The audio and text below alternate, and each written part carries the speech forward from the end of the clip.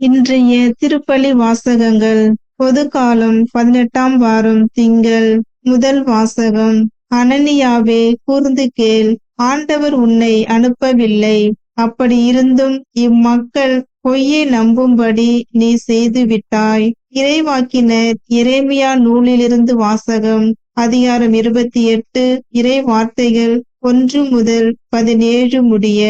யூதாவின் அரசனான செதேக்கியாவினுடைய ஆட்சியின் 4ஆம் ஆண்டு 5ஆம் மாதத்தில் அசூரின் மகனும் கெபயோனை சார்ந்தவனுமான அனனியா என்னும் இறைவாக்கினன் ஆண்டவரின் இல்லத்தில் குருக்கள் மற்றும் மக்கள் அனைவருடைய முன்னிலையிலும் என்னிடம் உரைத்தது.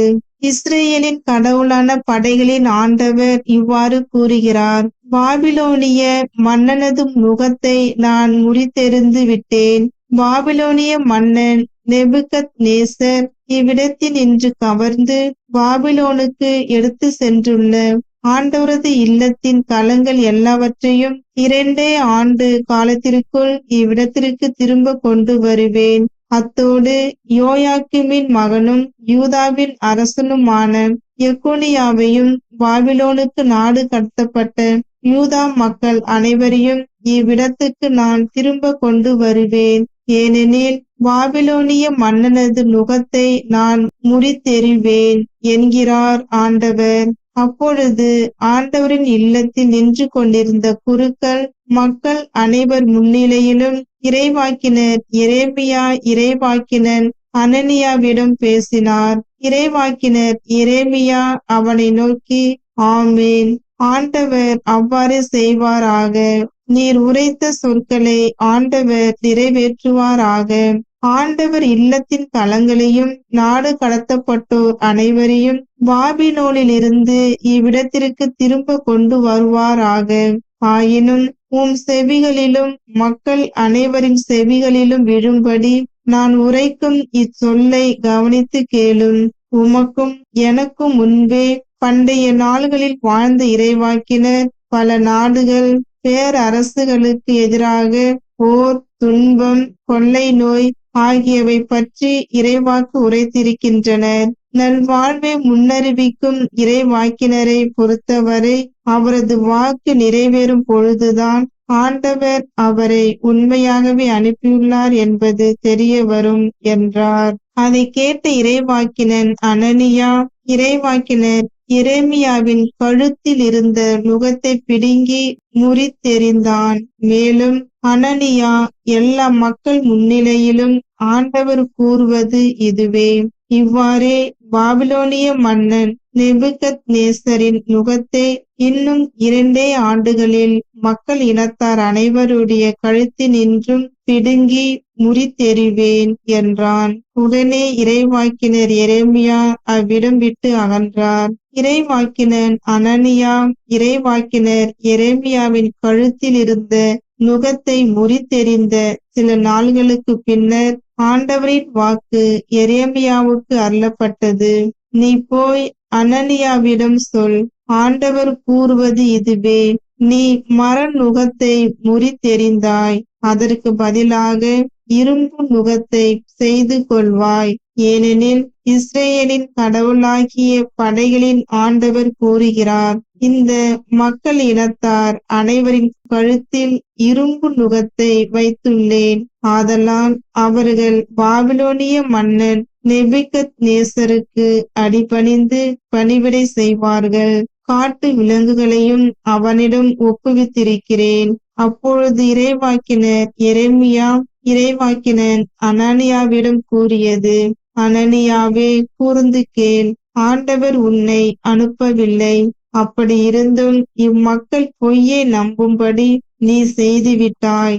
எனவே ஆண்டவர் கூறுகிறார்: இதோ நான் இவ்வுலகில் நின்றே உன்னை அனுப்பி வைக்கப் போகிறேன்.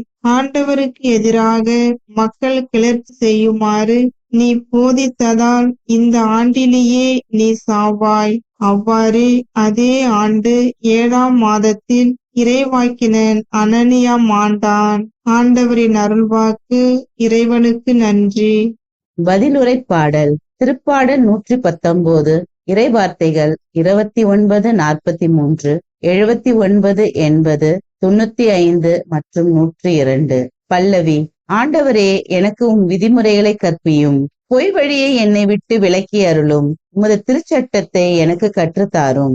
என் வாயினின்று உண்மையின் சொற்கள் நீங்க விடாதேயும். ஏனெனில் உம் நீதி நெறிகள் மீது நான் நம்பிக்கை வைத்துள்ளேன். பல்லவி. ஆண்டவரே, எனக்கு உம் விதிமுறைகளை கற்பியும். உமக்கு அஞ்சி நடப்போர் உம் ஒழுங்குமுறைகளை பற்றிய அறிவுடையோர் என் பக்கம் திரும்புவாராக. உன் நியமங்களை பொறுத்தமட்டில் என் உள்ளம் மாசற்றதாய் இருப்பதாக. அதனால் நான் வெட்கமுறேன். பல்லவி.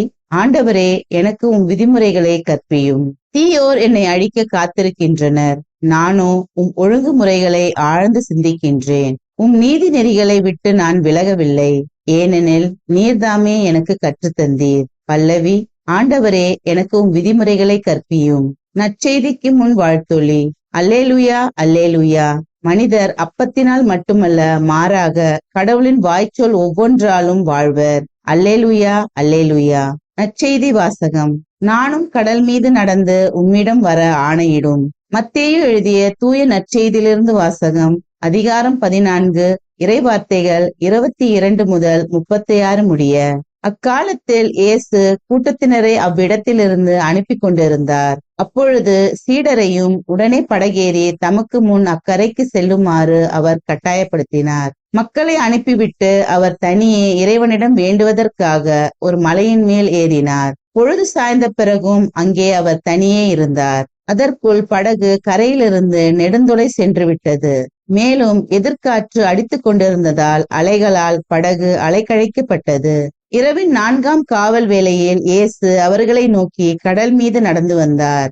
அவர் கடல் மீது நடப்பதைக் கண்ட சீடர் கலங்கி, ஐயோ பேய் என அச்சத்தினால் அலறினர். உடனே இயேசு அவர்களிடம் பேசினார். துணிவோடு இருங்கள், நான் தான், அஞ்சாதீர்கள் என்றார். பேதுரு அவருக்கு மறுமொழியாக, ஆண்டவரே, நீர்தாம் என்றால் நானும் கடல் மீது நடந்து உம்மிடம் வர ஆணையிடும் என்றார். அவர் வா என்றார். பேதுருவும் படகிலிருந்து இறங்கி இயேசுவை நோக்கி கடல் மீது நடந்து சென்றார். அப்பொழுது பெருங்காற்று வீசியதைக் கண்டு அஞ்சி அவர் மூழ்கும் போது, ஆண்டவரே, என்னை காப்பாற்றும் என்று கத்தினார். இயேசு உடனே தம் கையை நீட்டி அவரை பிடித்து, நம்பிக்கை குன்றியவனே, ஏன் ஐயம் கொண்டாய் என்றார். அவர்கள் படகில் ஏறியதும் காற்று அடங்கியது. படகில் இருந்தோர் இயேசுவை பணிந்து, உண்மையாகவே நீர் இறைமகன் என்றனர். அவர்கள் மறுகரைக்கு சென்று கெனசரேத்து பகுதியை அடைந்தார்கள். இயேசுவை யாரென்று அறிந்துணர்ந்த அவ்விடத்து மக்கள் சுற்றுப்புறம் எங்கும் ஆள் அனுப்பி எல்லா நோயாளர்களையும் அவரிடம் கொண்டு வந்தனர். அவரது மேலுடையின் ஓரத்தையாவது அவர்கள் தொட அனுமதிக்குமாறு அவரை வேண்டினர். தொட்டவர் யாவும் நலமடைந்தனர். ஆண்டவரின் அருள்வாக்கு. கிறிஸ்துவே, உமக்கு புகழ்.